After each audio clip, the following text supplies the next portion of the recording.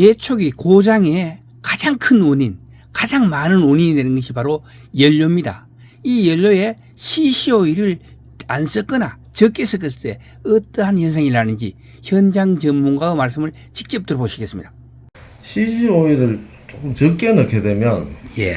배기구 쪽을 깔아 먹습니다. 실린더를. 예를 들어서 오일을 안 넣잖아, 그죠? 예. 휘발유만 넣고 돌리면 반대로 이 흡기 쪽이 깔아먹을 겁니다. 기계는 잠깐만, 휘발유만 넣었을 경우에는 흡기를 깎아 먹는다고요? 바로 들어오는 쪽에서 바로 흡기 쪽을 깔아먹어 버립니다.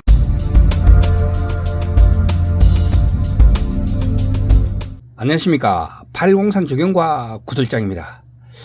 이제 벌초 시즌이 끝났으니까 예초기에 대하여 아주 기본적인 거 정리해 드리는 시간들을 갖도록 하겠습니다. 그동안 시청자님들께서 많이 주신 질문 중에 제가 답변을 드려야 할 것들, 그리고 중요하다고 생각되는 것들, 이런 것들을 우선적으로 알려드리는 시간이 되겠습니다. 이거 잘못하면 엔진 수명이 확 단축되어 버리는 거 뭔지 아시죠? 바로 휘발유에 섞어넣는 CC 오일입니다. 이게 카브레터 막힘의 원인이 될 수도 있습니다. 자, 보면서 말씀드리겠습니다. 먼저 넣을 양을 정한 다음에 표시해 두고 통을 눌러 가지고 오일을 쭉 올립니다. 그 다음에 휘발유통에 CC 오일을 넣고 흔들어 줍니다. 이때 배합비가 굉장히 중요합니다. 배합비가 맞지 않으면요, 어떻게 되는지 현장 수리 전문가의 말씀을 직접 들어보시겠습니다. 자, 예초기 엔진인데요. 여기 예초기 엔진 둘 다 엔진입니까? 예, 미쓰비시 TB43 엔진입니다. TV 둘 다요? 예. 공통점에서 제가 들고 왔는데, 이제 요거는 이제 보면 여기가 흡기, 예. 여기는 배기입니다. 예. CC 오일을 조금 적게 넣게 되면 예. 배기구 쪽을 깔아 먹습니다. 실린더를. 자세히 보게 되면 줄이 쭉쭉 꺼여 있거든요. 예. 배기 쪽에 줄이 쫙 꺼여 있고 확연하게 그게 있네요. 확연하게 완전 파먹었죠. 예. 이제 이쪽에서 보게 되면 흡기 쪽은 깨끗하잖아요. 예. 이거는 이제 이것도 마찬가지로 배기 쪽이 깔아 먹었습니다. 배기 쪽이 끓겠고. 예. 이거는 못 쓰는 겁니까? 예. 흡기 쪽이 깨끗하잖아요. 여기 자체가 실린더입니까? 실린더예요. 보링을 하게 되면 비용이 많이 드니까 예. 뭐 주로 통째로 교체하는 경우가 교체하는. 많죠. 예. 이게 안 하고 그냥 새 걸로 사는 경우가 많습니다. 요게 결국은 이것 때문에 오일을 50대 1로 넣으면 이런 현상이 일어납니까? 50대 1보다 더 적은 양을 넣었을 때 일어나겠죠. 예를 들어서 오일을 안 넣잖아, 그죠? 예. 휘발유만 넣고 돌리면 반대로 이 흡기 쪽이 깔아먹을 겁니다. 기계는 잠깐만, 휘발유만 넣었을 경우에는 흡기를 깎아 먹는다고요? 바로 들어오는 쪽에서 바로 흡기 쪽을 깔아먹어 버립니다. CC 오일이 적었을 경우에는 배기 쪽을 깔아먹는다니까. 그럼 아예 안 넣으면 흡기를 깎아 먹고. 그렇죠. 그래서 우리가 이런 걸로 보통 판단하는데 CC 오일 넣나 안 넣나도 굉장히 중요하거든요. 예초기를 예를 들어 빌려주잖아요. 예. 빌려주게 되면 이 휘발유 섞은 거 이거까지 같이 줘야 되는데 기름만 가득 채워주면 좀 쓰고 한 2시간 쓰면 다 되니까 그 빌려가는 사람이 주유소 가서 그냥 휘발유만 갖다 넣는다고요. 모르니까. 그러고 나서 안 되던데요 하고 그냥 갖다 놓고 간단 말이죠. 그러면 그분은 수리센터 오면 이거 엔진 붙었는데요 하거든. 그 못 쓴다. 아니면 비용이 많이 나온다. 이렇게 되기 때문에 이제 그런 이야기를 하는데 주로 이제 빌려주게 되면 CC오를 꼭 섞는 거 같이 한 병 더 담아 주시든지 주의사항은 알려드리고 빌려주시고 이제 오일을 적게 넣었을 때 이렇게 깔아먹는 경우가 참 많습니다. 지금은 그 이제 나일론 카타 예. 그걸 쓰게 되면 RPM이 거의 뭐 3분의 2 이상 놓고 쓰시더라고. 조금 나가는 풀이 그냥 스치지 그냥 잘 안 잘리는 경우가 많잖아요. 그래서 회전수를 많이 놓는데 칼날 같은 경우에는 얼마 안 나도 됩니다. 그러게. 예전에 기존에 쓰던 이런 오일이죠. 예. 광유죠. 예. 이거를 쓰게 되면 물론 뭐 시동성도 약간 차이는 있는데 실제 시동성이 좀 제일 크죠. 오일이 깔아앉으니까. 이거는 섞어놓으면 한번 섞어놓으면 잘 안 내려가는데 얘를 섞어놓으면 한 며칠 있으면 가라앉아요. 아, 여기 광유가 더 빨리 깔아넣는다. 예, 그런데 파라텐데라고 하거든. 색소 때문에 있고 오일을 밑에 깔아넣는다는 거죠. 항상 흔들어줘야 된다. 그래서 흔들어서 써야 된다. 예. 물론 이것도 마찬가지로 흔들긴 해야 되는데 아무래도 빨리 안 깔아앉아요. 이거 조금 비싼 게 합성유라서 그런지. 오일 혼합비가 너무 약했을 때는 이렇게 이제 예. 이 피손이 마모가 심해가지고 예. 보링을 하거나 엔진을 바꿔야 되는 경우가 생긴단 말이잖아요. 그죠? 예.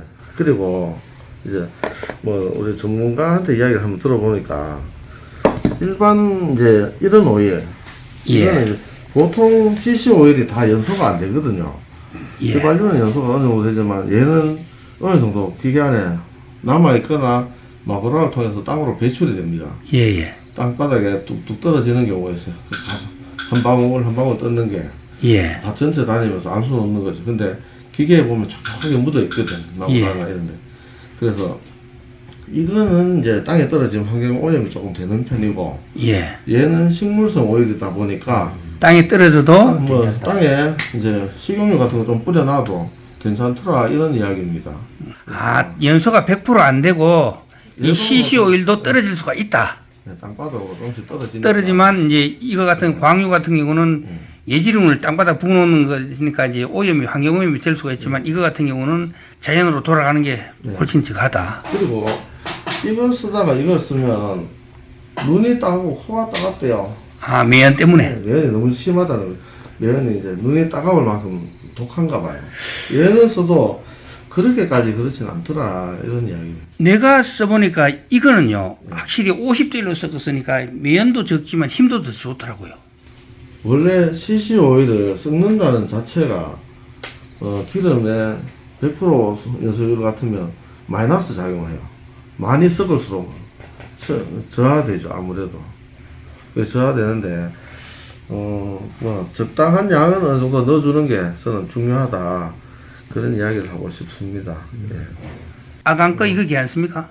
시동성 자체가 확실히 이게 좋더라고요. 예, 좀 가격 그래서 값어치는 합니다. 그리고 뭐 캐브레 안에 이제 뭐 좀 덜 끼는 것 같고요. 확실히 까본이 덜 낀다. 근데 마구라 같은 경우에 마구라가 막 막혀가지고 내가 코를 뚫어주고 뭐 이런 경우가 있는데 뭐 얘를 쓰면서 그런 거는 많이 줄어들더라는 거죠. 예초기 수리하면 고장이 보면 어디가 제일 많이 납니까? 주로 캐브레다, 캬브레다의 가장 큰 건 연료 때문에 그렇고요. 연료 문제 때문에 캐브레다 막힘이 제일 많다. 예. 웬만하면 조금씩 사서 조금씩 쓰는 게 제일 좋다고 저는 봅니다. 우리가 캐브레다를 띄보면은 이제 플루트가 땅바닥 붙어가지고 끈적거리는데 떡 붙어가지고 안 올라오거나 안 그러면 위에 떡 떨어붙어가지고 니들배를 꽉 막고 있어가 기름이 안 내려오거나 안 그러면은 제트에 이제 문제가 좀 많더라고요. 대체로 그 플라스틱 용기 중에도 좀 비싼 제품들은 괜찮은데 예. 저렴한 거 보면 석유나 등유 담으라고 되어 있는 통에다가 예. 뭐 휘발유 담아 놓으면 통이 녹는데 소금이나 설탕처럼 액체 상태로 녹아가지고 기계 안에 들어가서 다시 끈적하게 굳어버리면 뭐 무조건 캐브레다 수리를 하든지 심한 경우에 교체를 하든지 해야 됩니다. 사장님 보시기에 현장 전문가로서 예. 4사이클하고 2사이클의 고장률이 어떤 게 더 높습니까? 저는 봤을 때 2사이클을 무조건 추천하는데요. 4사이클은 그 1년에 뭐 조금씩 쓰는 벌초만 하시는 분들 그런 분들한테는 괜찮아요. 이제 사용량이 많은 사람들은 무조건 2사이클로 가야 된다. 저는 이렇게 생각합니다. 이유가 뭐죠? 뭐 내구성입니다. 내구성. 엔진 내구성. 우리 투사이클 같은 경우 현장에 이 예초 전문적으로 하시는 분들 보면은 한 700에서 1500시간 정도 되니까 이 엔진이 너덜거리더라고요. 이쪽에 실린더 쪽에 해가지고 실린더를 자세히 보면 이거는 이제 TB43입니다. 두 개 다. 약간 잿빛이에요. 원래 알루미늄 자체가 잿빛입니다. 아 색깔이가 잿빛인데 잿빛인데 요런 게 어느 정도 열 처리가 조금은 돼 있대요. 예 오히려 적게 내가지고 이 고장 나는 이 실린더다죠. 예. 여기는 많이 쓰는 분들이 많이 오기 때문에 하루에 뭐 아침 먹고 매일 풀 베는 분들이 많아요. 과수원이 많다 보니까. 그래서 그분들은 이제 기계 수명이 있는데 어느 정도 되면 물론 뭐 교체도 하시지만 대부분 이제 오일 좀 적게 넣으시는 분들은 2, 3년 만에 엔진이 갔다. 대부분 오일이 적게 넣었어요. 요즘 그 저 예초를 하시는 분들 보면 제일 문제를 저거 하는 게 보면 줄통 안에서 막 줄이 저끼리 엉겨 붙어 가지고 뭐 떨어지는 거 있잖아요. 녹아 붙어 가지고 이걸 해결할 수 있는 방법이 혹시 없습니까? 저희로서는 있잖아요. 예. 줄을 많이 안 감는 겁니다. 아, 줄 길이를 뭐 두 발 안 감고 한 발만 감는다든가. 그렇죠. 예, 예. 한 2m에서 3m 정도 예. 짧게 감아가지고 쓰게 되면 뭐 그 정도만 쓰면 웬만큼 붙을 일은 없다고 저는 생각합니다. 저도 작년까지는 일반 광유를 사용했는데요. 올해부터는 이태리에서 나온 치파렐리라는 회사에서 생산하는 식물성 오일을 사용하고 있는데요. 일반 CC 오일은요 25대 1인데 반해가지고 식물성 오일은 50대 1이기 때문에 매연이 절반 이하로 줄어들고요. 엔진 출력이 좋아졌다는 이런 느낌이 듭니다. 왜냐하면은 CC 오일이 그만큼 연료에 많이 섞여 있으면은 연소 효율이 떨어지게 되는 거죠. 휘발유는 완전히 타가지고 힘을 내지만 CC 오일은 힘을 내는 게 아니거든요. 윤활유 역할을 하는 겁니다. 근데 이게 배가 섞여 있으면은 폭발해가지고 연소가 덜 되잖아요. 그리고 이게 100% 연소가 안 되고 같이 휘발유하고 연소가 되면 100% 연료가 안 되고 연소가 안 되고 이게 25대 1이면 그만큼 마이가 땅에 떨어지게 되죠. 그러면 환경 오염도 되는데 반해서 식물성 오일은 절반밖에 안 떨어지는 데다가 떨어지더라도 식물로 자연으로 돌아가는 게 굉장히 빠르다는 거죠. 오늘은 CC 오일에 대한 이야기는 여기까지 하도록 하겠습니다. 동영상이 좋으셨다면 구독과 좋아요 부탁드리겠습니다. 지금까지 803 조경과 구들장이었습니다. 끝까지 시청해 주셔서 대단히 감사합니다.